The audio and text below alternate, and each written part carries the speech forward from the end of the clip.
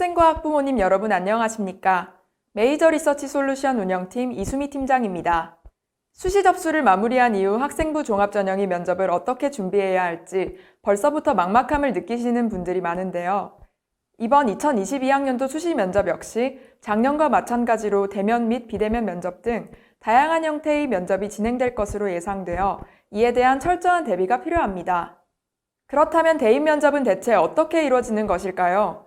이상적인 면접 방법과 합격하는 면접 대상자의 특징은 무엇일까요?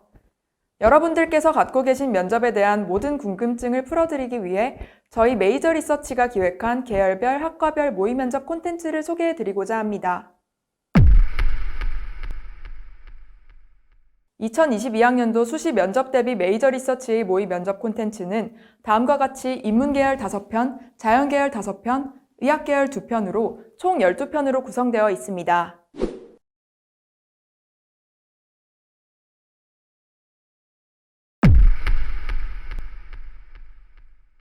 모든 콘텐츠의 면접관 역할은 메이저 리서치 디렉터가 담당하며 면접자 역할은 전년도 입시를 메이저 리서치와 함께한 일반 대학생들이 담당합니다.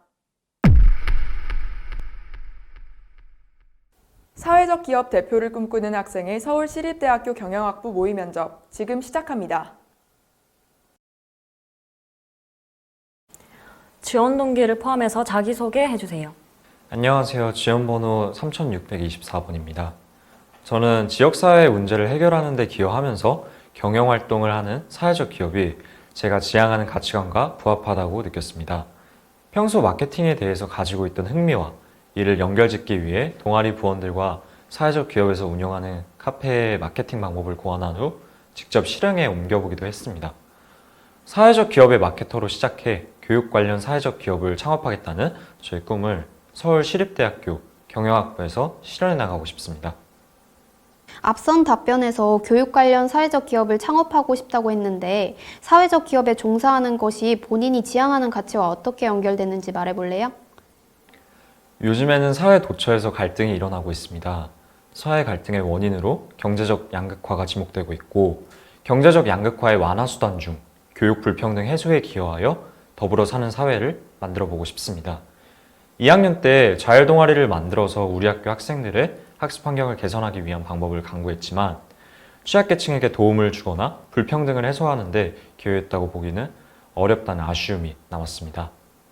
저는 사회적 기업이 착한 가치를 창출하여 돈을 벌고 또 이 돈으로 사회 문제를 해결하는 선순환 구조가 너무 좋습니다. 경영 지식과 비즈니스 마인드를 함양해 활발한 선순환 구조를 확대해 나가는 것이 목표입니다.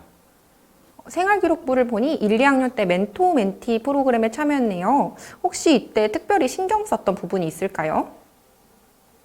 멘토와 멘티라는 역할 자체에 너무 심취해서 일방적으로 가르치려는 태도를 가지는 것을 경계했습니다. 또래 학습 멘토링인 만큼 수평적으로 서로의 의견을 활발히 교류하려 했습니다.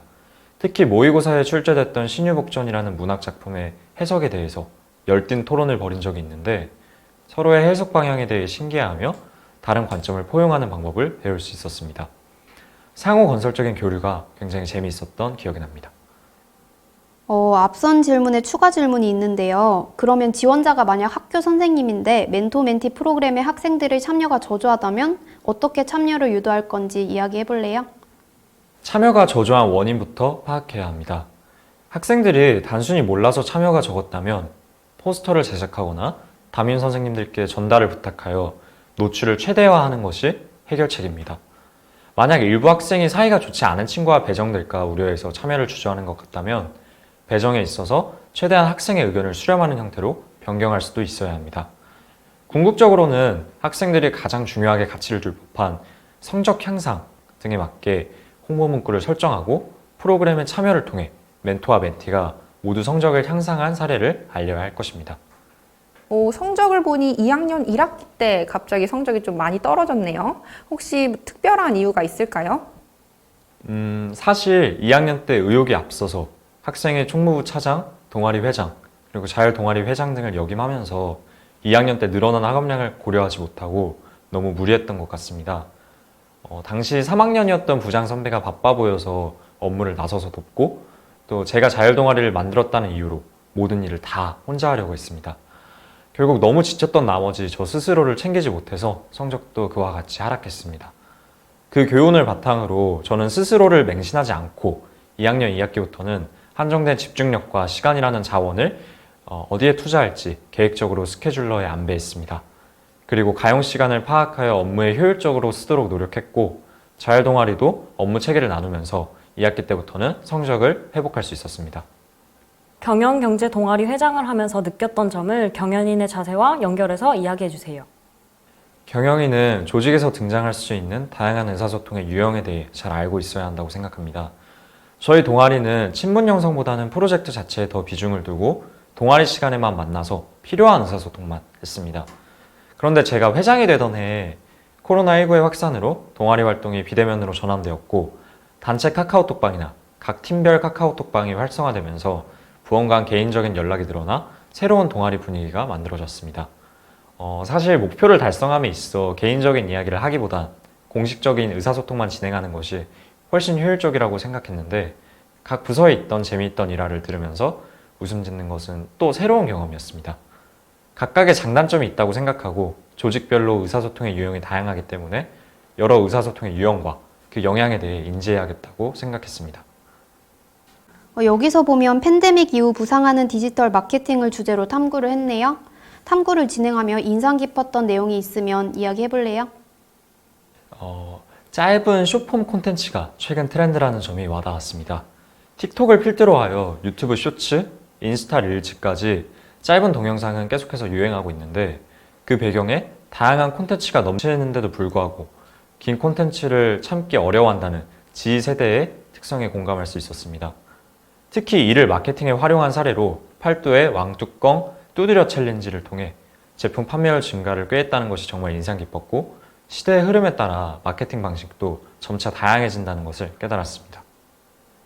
마지막으로 서울시립대에 진학한 이후 학업 계획을 간단히 이야기해 주세요.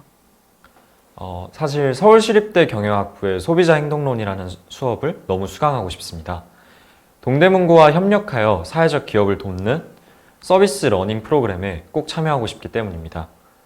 전공 지식을 활용해 지역사회에 기여하며 사회적 기업가라는 꿈에 한 걸음 더 다가가고 싶습니다. 그리고 뿌듯함만으로는 일을 할 수 없는 노릇입니다. 결국에는 사회적 기업에 많은 수익이 발생해야 이상적인 선순환도 활발하게 일어나는 것이고 사회적 가치를 추구하며 수익도 창출해낸다는 것은 더 어려울 수도 있습니다. 따라서 서울시립대에 진학한 후 3P2S 교육 모델에 따라 착실히 수학하여 사회적 기업을 창의적으로 경영하는 기업인으로 성장할 것입니다.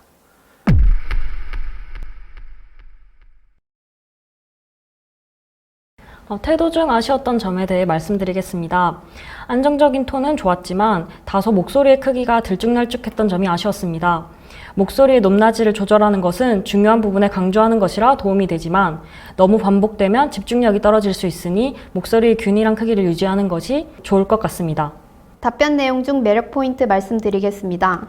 전반적으로 지원자의 구체적 경험을 잘 녹여낸 답변이 인상 깊었습니다. 또한 진학 후 학업 계획을 묻는 마지막 질문에서 수강하고 싶은 구체적인 과목 이름을 말한다든지 참여하고 싶은 프로그램을 언급하는 등 서울시립대학교 경영학부에 대한 관심을 잘 드러낸 답변이 좋았습니다. 답변 내용 중 아쉬웠던 점에 대해서 먼저 말씀드리겠습니다. 두 번째 질문에 대한 답변에서 자율 동아리를 만들어 방법을 강구했지만 어딘가에 기여했다고 보긴 어렵다라고 대답을 해주셨는데요. 이 부분이 동아리 활동 자체를 부정적으로 만드는 느낌이 있어서 다소 아쉬웠습니다. 그래서 이럴 때는 차라리 이 동아리 활동을 통해서 어떤 목표를 가졌다던가 어떤 점을 보완하고 싶다는 등의 긍정적인 말로 써주는 것이 좀 더 좋을 것 같습니다. 메이저 리서치가 제작한 이번 면접 콘텐츠 잘 보셨나요? 대입, 짧은 면접에서 승부가 나는 만큼 철저한 대비가 있어야 합니다. 면접을 겪어본 사람과 면접을 겪어보지 않은 사람은 엄청난 차이를 보입니다. 메이저 리서치에서는 학생에게 최적화된 온오프라인 통합형 면접 솔루션을 운영하고 있습니다. 메이저 리서치와 함께 2022학년도 대입 면접을 준비하고 싶으신 학생 및 학부모님들께서는 카카오톡 메이저 리서치로 문의 주시기 바랍니다.